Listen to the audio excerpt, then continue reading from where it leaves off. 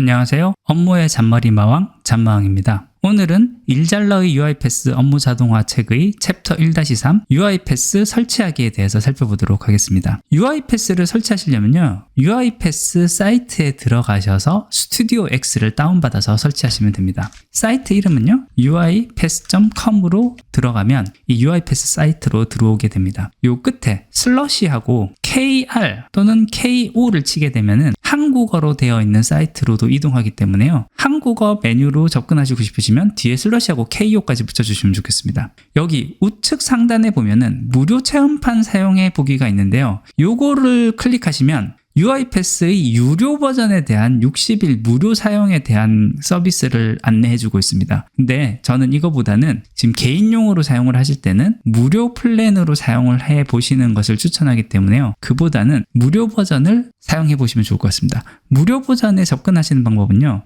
여기 현재 사이트에서 플랫폼에 있는 플랜즈 앤 프라이싱 요거를 클릭하셔도 되고요, 아니면 이 홈페이지의 가장 아래쪽에 내려가시면 요 검은색으로 되어 있는 이 메뉴 중에 플랜즈 앤 프라이싱이 있습니다. 요 버튼을 클릭하시면 가격 정책에 대한 사이트로 이동을 하게 됩니다. 이 정책 사이트에서 보시면요, 요 아래에 프로 가격 제도가 있고 무료 정책도 제공되는 것을 보실 수가 있습니다. 개인 용도로 사용을 하시고 이 UiPath를 학습해 보시는 데는 이 프리 버전으로도 충분하기 때문에요, 프리 버전을 사용하시는 걸 추천합니다.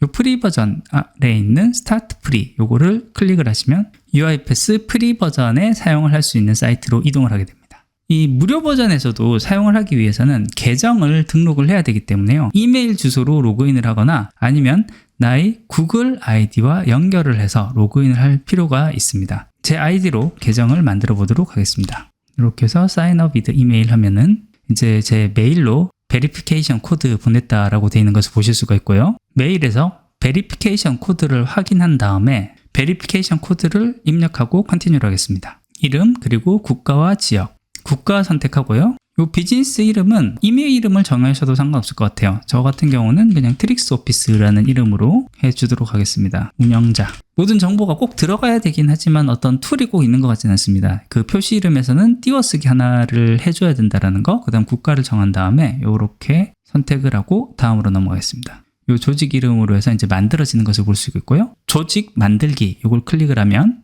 UiPath 클라우드 조직을 구성을 하게 됩니다.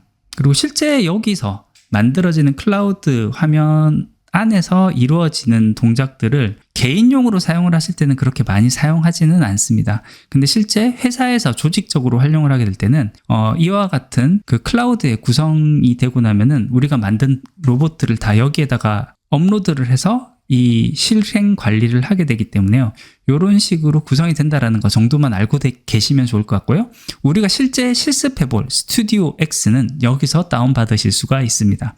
이 사이트 우측에 보시면 바로 스튜디오 다운로드가 있습니다.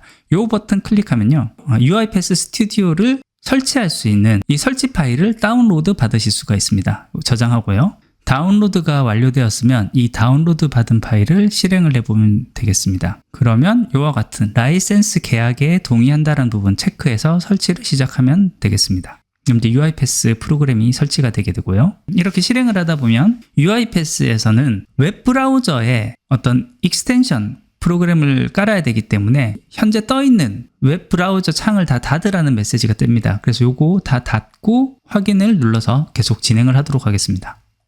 네, 그러면 이제 이렇게 설정이 완료되었다라는 메시지와 함께 UI 스튜디오 시작 이 버튼을 클릭을 해서 UI 스튜디오를 시작을 해보도록 하겠습니다. 로그인하여 시작하기가 되어 있는데요, 여기 바로 로그인 버튼을 클릭하도록 하겠습니다. 그러면 아까 닫았던 웹브라우저가 다시 실행이 되면서 UiPath 열기 요거 클릭하고요, 그러면 이와 같이 UiPath 스튜디오 X 프로그램이 실행된 것을 보실 수가 있습니다. 처음에 UiPath가 실행이 되었을 때 요 보기에 들어가면은 이 UiPath에서 제공하는 교육용 영상을 보실 수도 있으니까 혹시 처음에 궁금하신 분들은 이런 부분들에 대해서 찾아보셔도 좋고요, 자습서에서는 직접 하는 방법에 대한 역시 UiPath에서 제공하는 자습서가 있습니다. 이것도 참고해 보시면 좋습니다. 아카데미를 클릭을 하게 되면은 UiPath 아카데미 사이트로 연결이 되게 되는데요, 잘 되어 있긴 하지만 모든 자료가 영어로 되어 있다는 점, 그 점은 미리 알아두시면 좋을 것 같습니다. 앞으로 계속 뜨는 게 번거로울 경우에는요, 여기 다시 표시하지 않습니다. 이걸 체크를 하고 닫기를 누르면 다음에 뜰 때부터는 뜨지 않습니다. 요거 닫고요. 아까 앞서서 브라우저를 다 닫으면서 확장 기능이 설치되었다라고 했었는데요. 이 확장 기능이 설치된 거는 여기 아래에 있는 왼쪽에 있는 도구에 들어가서 UiPath 익스텐션 여기 들어가면 어떤 확장 프로그램들이 설치가 되어 있는지를 볼 수가 있습니다. 지금 제 컴퓨터에 크롬이나 파이어폭스가 깔려져 있지 않기 때문에 여기는 아예 설치 화면이 떠 있지 않은 상황이고요. 엣지에는 이미 설치가 되어 있기 때문에 여기 바로 제거 버튼이 떠 있는 것, 이런 것을 볼 수가 있습니다. 그리고 이제 그 외에도 이제 엑셀이라든지 이런 데도 추가 기능이 이미 설치가 되어 있다라는 거 이렇게 알아두시면 좋겠고요. 엣지를 처음 다시 띄우게 되면요. 이와 같이 익스텐션 프로그램이 하나가 추가가 되었다라는 메시지가 뜨고 이 확장을 켤 건지 제거할 것인지를 묻고 있습니다. 이게 UiPath를 설치하면서 발생한 것이기 때문에 요거는 바로 확장 켜기를 선택을 해주시면 좋겠습니다. 이게 제대로 켜있지 않으면 나중에 UiPath에서 웹 브라우저를 컨트롤하는 게 불가능하기 때문에 이 부분은 염두에 두시면 좋겠습니다. 그리고 만약에 설치에 한번 실패를 하거나 아니면 실수로 삭제를 했었을 때도 이 여기에 있는 도구에 익스텐션에 들어와서 다시 설치를 해주면 되니까요. 메뉴 구성에 대한 부분들만 한 번 더 알아두시면 좋겠습니다. 시작에 와서 다시 보면요. 여기 오른쪽에 템플릿을 이용해서 시작이라는 것이 있습니다. 여기에서 여정을 시작을 하라고 되어 있는 게 이게 오른쪽에 있는 템플릿이 이미 만들어진 템플릿이니까요. 요 내용을 먼저 한번 보고 어떤 식으로 구성되는지를 한번 살펴보도록 하겠습니다.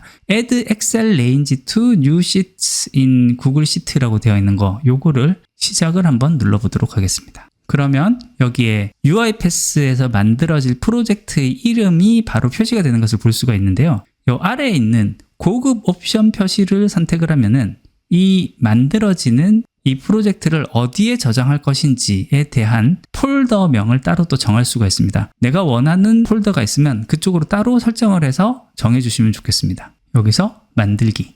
그러면 이미 만들어진 템플릿에 대한 정보들을 불러오는 것을 볼 수가 있습니다. 템플릿 파일이 다 다운받아지면요. 이와 같이 사용자 지정 가능한 필드 소개라는 것이 나옵니다. 요거 같은 경우는 처음 사용하는 사람들을 위해서 좀 안내하는 성격이 강한 이 부분이라고 보시면 좋겠고요. 그대로 둔 상태에서 일단 계속 버튼을 눌러보도록 하겠습니다. 여기 자동화하기 전에 살펴보겠습니다 라는 부분들에서 빠른 둘러보기 옵션을 두고 바로 시작 버튼을 한번 클릭을 해볼게요. 이 UiPath에 있는 각 화면에서의 역할에 대한 부분을 설명을 해주고 있습니다. 여기 보시는 것처럼 메인 화면에 들어가 있는 요 화면, 요거 이제 디자이너 패널이라고 하는데요. 이 디자이너 패널이 바로 자동화를 구현하는 공간이다라고 보시면 좋겠고요. 우리가 자동화로 만들 내용들을 다 여기로 끌어와서 여기 필요한 내용들을 작성을 한다라고 보시면 좋겠습니다. 여기에 들어가는 디자이너 패널에 들어갈 기능들은 어떤 기능을 넣을 것인지에 대한 것은 요 왼쪽에 있는 이 액티비티 패널, 요 액티비티 패널에 있는 여러 리소스에서 필요한 리소스를 찾아와서 사용을 하게 되겠습니다. 요거는 드래그 앤 드랍을 통해서 디자인 패널에 옮겨와서 바로 작용이 가능합니다. 요 맨 위쪽에 있는 리소스는 많이 사용하는 리소스를 이렇게 넣어놨다라고 보시면 좋겠고요. 여기서 봤을 때 use 엑셀 파일이라고 되어 있지만 여기 엑셀이라고 되어 있는 요 리소스 그룹을 한 번 더 펼치면 요 안에는 다시 use 엑셀 파일 요 같은 기능입니다. 요 기능을 포함해서 엑셀에 필요한 여러 가지 기능들이 다시 이런 식으로 정리가 되어 있다라는 거, 이런 식으로 사용을 한다라는 거 알아주시면 좋겠습니다. 그 다음으로 봤을 때 명령 팔레트라고 하는 것이요. 여기 보시면 디자인 패널에 들어가 있는 요와 같이 플러스로 표시되어 있는 요 부분입니다.